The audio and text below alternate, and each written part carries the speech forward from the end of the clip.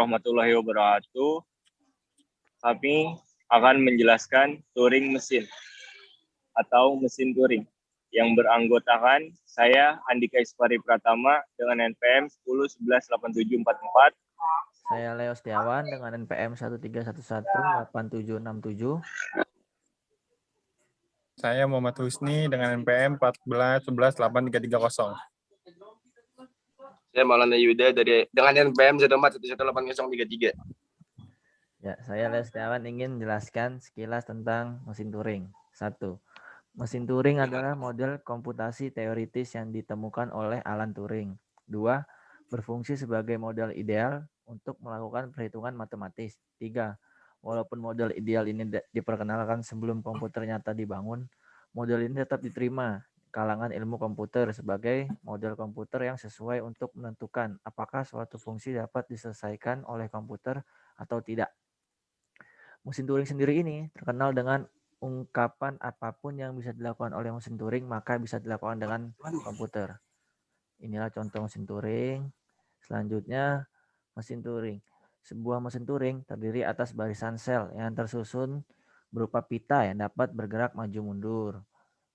2. Komponennya aktif baca tulis yang memiliki status perhitungan serta dapat merubah atau mengisi sel aktif pada pita tersebut.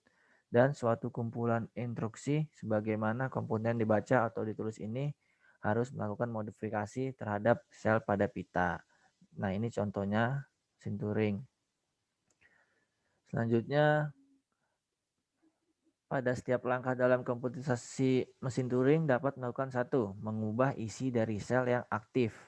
2. Mengubah status dari komponen baca atau tulis. 3. Mengubah posisi pita ke kiri maupun ke kanan. Seperti ini.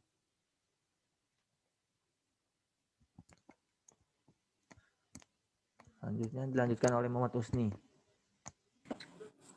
Spesifikasi mesin Turing.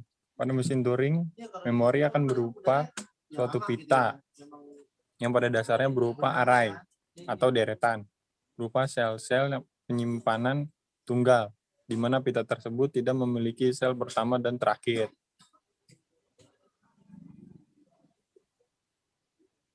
Ada 7 tupel mesin Turing.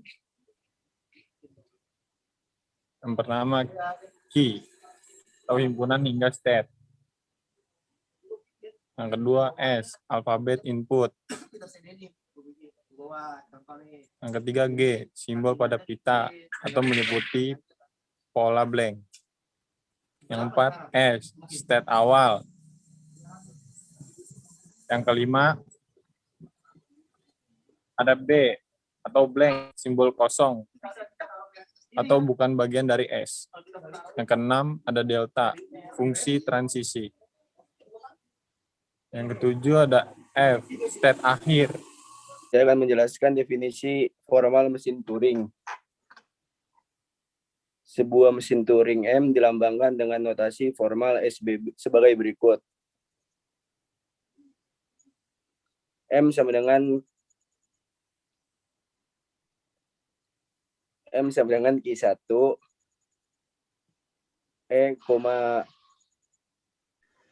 M. Udah. Definisi formal mesin Turing. Sebuah mesin Turing M dilambangkan dengan notasi formal sebagai berikut.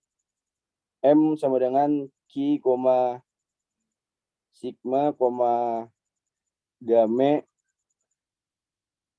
Q, B atau blank, F. Yang dalam hal ini Q sama dengan himpunan, Q adalah himpunan berhingga status A, B, C atau Q0, Q1, Q2. Game adalah himpunan berhingga simbol-simbol yang muncul di pita.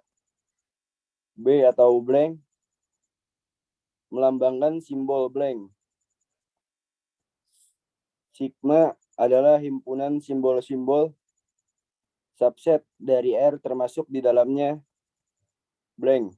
Delta adalah fungsi pergerakan yang memetakan Qx, Rx, L, R. Lanjut.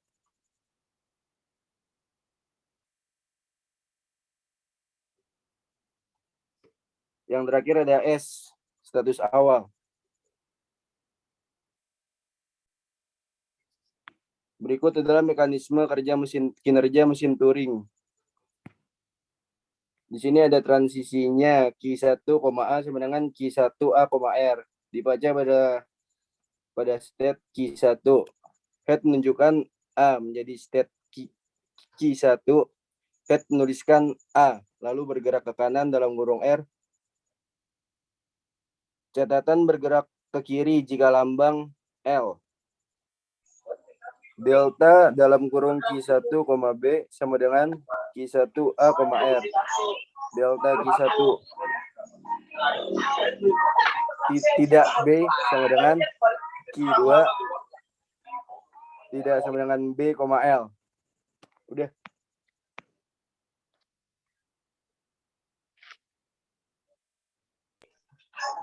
Berikut ini adalah cara membaca A, B, A. Membaca A. Di sini kita akan membaca A. Yang di dalamnya ada sigma dalam kurung Q1, A sama dengan Q1, A, R. Yang berarti dibaca pada Q1 head A sama dengan Q1 head A lalu bergerak dengan tekanan R. Selanjutnya ada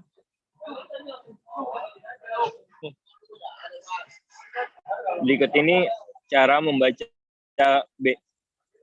Yang pertama kita akan membaca pada Q1 head B sama dengan Q1 head A dengan tekanan R. Selanjutnya kita akan membaca Q1 head B sama dengan Q1 head A dengan tekanan R. Yang terakhir, membaca A. Cara membacanya Q1 head A sama dengan Q1 head A sama dengan tekanan R. Selanjutnya,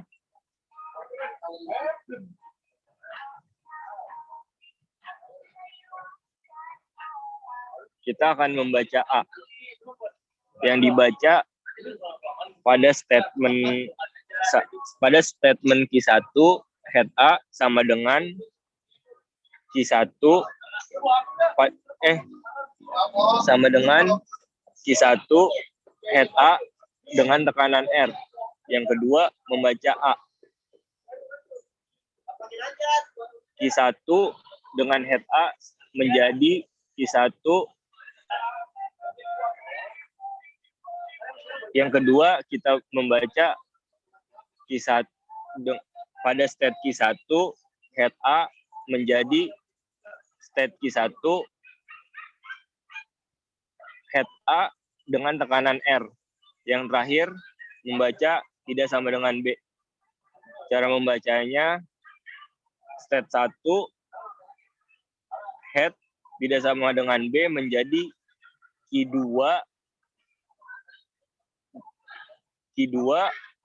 head tidak sama dengan B dengan tekanan L. Selanjutnya,